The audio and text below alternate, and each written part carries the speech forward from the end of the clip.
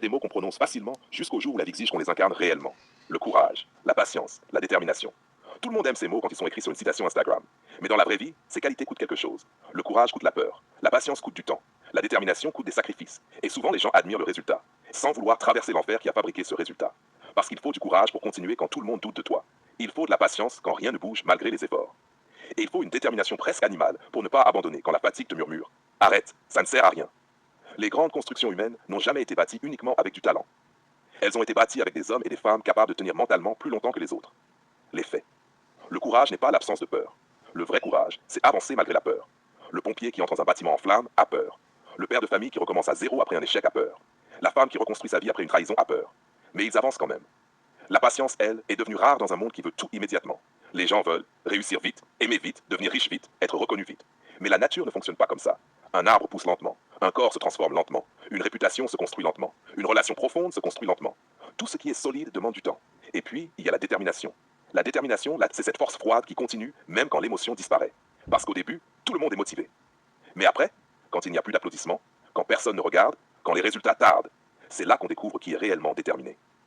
Question ouverte. Sommes-nous encore capables d'attendre sans devenir fous?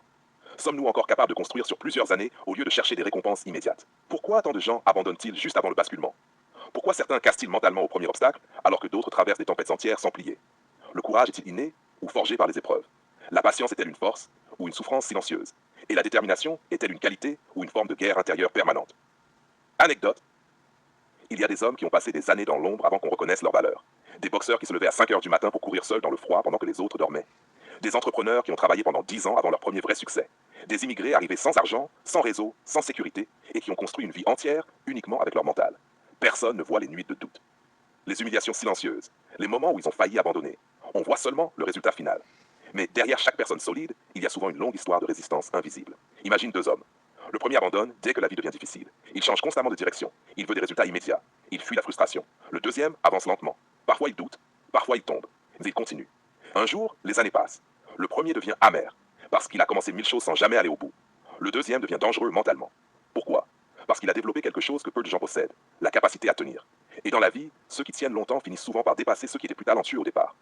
Analyse. Le courage est souvent romantisé, mais le vrai courage est parfois très discret.